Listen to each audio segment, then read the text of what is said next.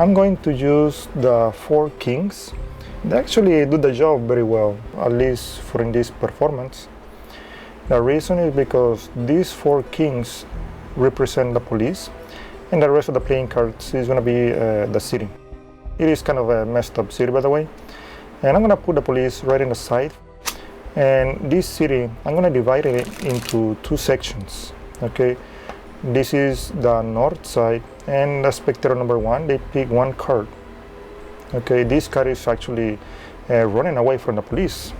And I'm going to put it in the side for now. And spectator number 2, from the south side, they pick a 2nd card. And they're actually running both cards away from the police. And you know, they are really lost somewhere in the deck. Doesn't really matter because the police, they get into the city by 1 snap. They catch 2 cards right away. The card number 1 is the 4 of hearts, and the card number 2, it is the 5 of spades.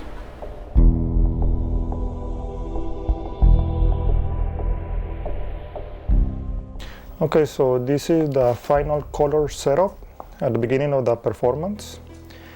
So you can end up with 2 kings of the same color trapped in each selection. And the final setup is that you need to end up with these 3 last kings at the bottom of the deck, like that. Okay.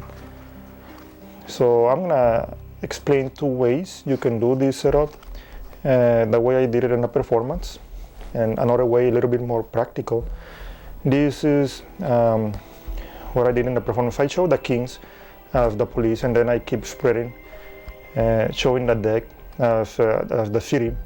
So the reason is because I want to create a big mess, okay, as much as I can, so I can get a pinky break somewhere in the middle of the deck and proceed to the cover pass.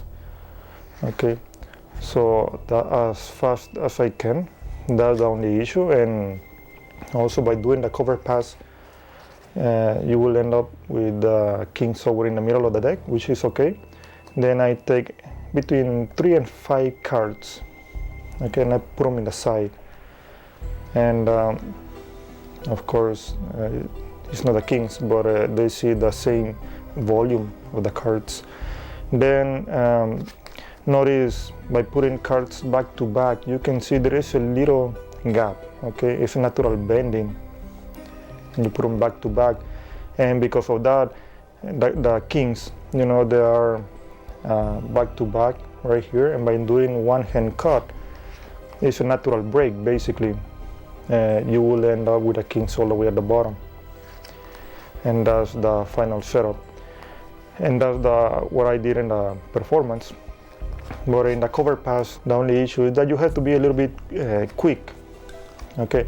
And by keeping, you know, both hands in the deck, it doesn't look so natural. So by doing the mess, by closing the spread, you also get a pinky break right away. And by squaring, that justifies the other hand. Middle finger right here in the corner. And index, move the top card to the side. Thumb over here in the corner. You know, cover it, and you can show this angle because by moving the top half, except the top card from the top to the bottom, it's gonna push this card a little sideways, okay, which is gonna cover much better, not just from the front but also from the side, which is gonna help. And then you're gonna end up with the kings in the middle, take a little chunk, and then do a natural break to end up with the kings at the bottom. And that's going to be it for the way I did a setup and the performance. The second way you can do this setup is by, you know, showing the kings as the police. Then the 5th card I in-jog it by showing the rest of the cards, and a little bit of a more messy way. This is the 5th card, so I can do a thumb break, lift it up, and square it. And notice the middle finger is still covering over here in the corner, the excessive thickness over here in the front. And before I even start counting, I need to do a thumb break. Then I can count 1, 2, 3, and drop this card, the thumb break, by squaring right above the the other kings. So I can cut these top 4 cards, which is the king and the indifferent card. Put them over here. One. Be careful with this one. That's the only problem when you have cards back to back. And well, anyway, 2, 3, and keep doing a little bit of a mess. So the audience, they will end up a little bit more confused. The point is, I have the 3 kings at the bottom anyway, by doing confusing cuts. Then what I need to do next is bevel the cards or the deck, so I can get a pinky break right under the bottom king. Okay, so I'm gonna divide the city into 2 sections. Notice I'm taking the bottom card with the top half as well.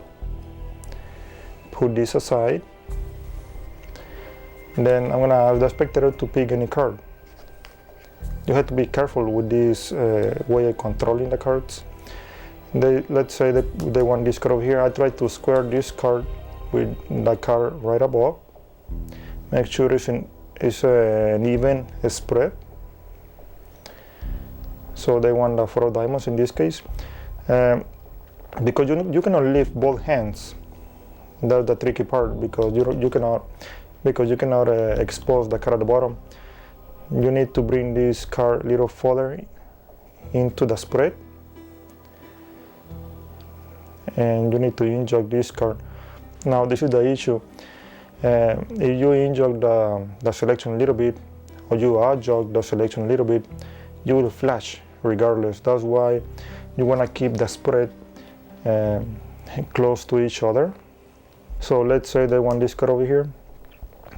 Don't delay, just put the card, that's it. 2 of clubs. When you go back, make sure you're completely flat, and by the swing motion, by bringing this spread back to you, you inject the selection just a little bit right under at least this card, which is next. And at this point, I take this little block. Notice I have the selection, and I adjust the one is right above the selection. And this little block, I'm gonna put it right above the selection. Okay. So at this point I have the selection and 1 king. Leave it in the side. The second pile, I already had the 2 kings right over here, which means I had to put the selection right in the middle of these 2 kings. And the way I did it is the same way. Try to keep an even spread. They want this card over here, square it with a card 5 of spades. Just bring it a little bit into the spread, just a little bit, not too much, because otherwise you will inject or adjust the selection, and the slightest move, you will flash the selection. That's the problem. You take the one is right above the selection, and I put the entire block right above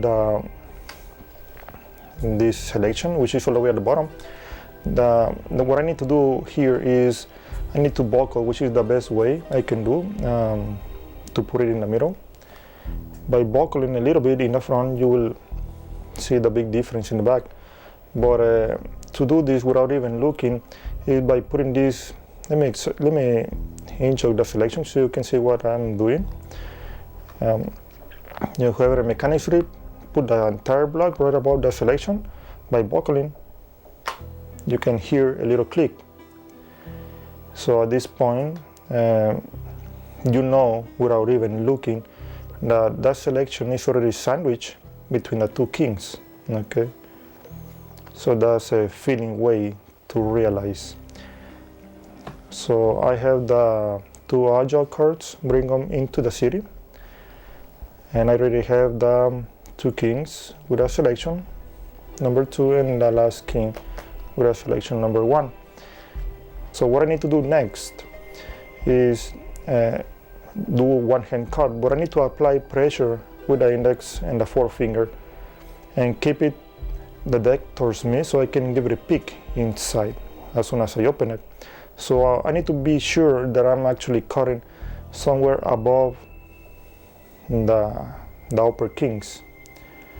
So about 1/5 or 1/6 of the deck, just cutting a little portion, because if you don't apply pressure with the index and forefinger, you may end up cutting in the natural break, which is the key.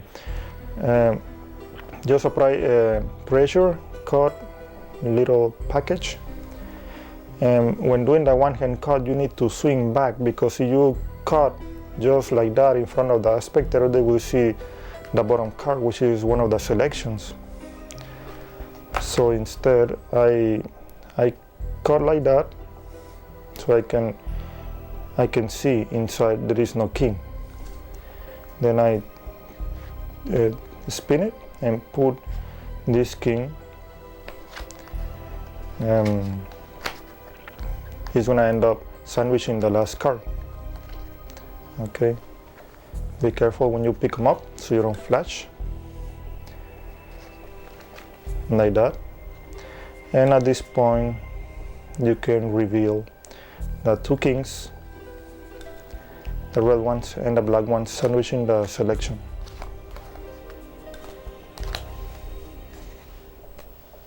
The 2 and the 5.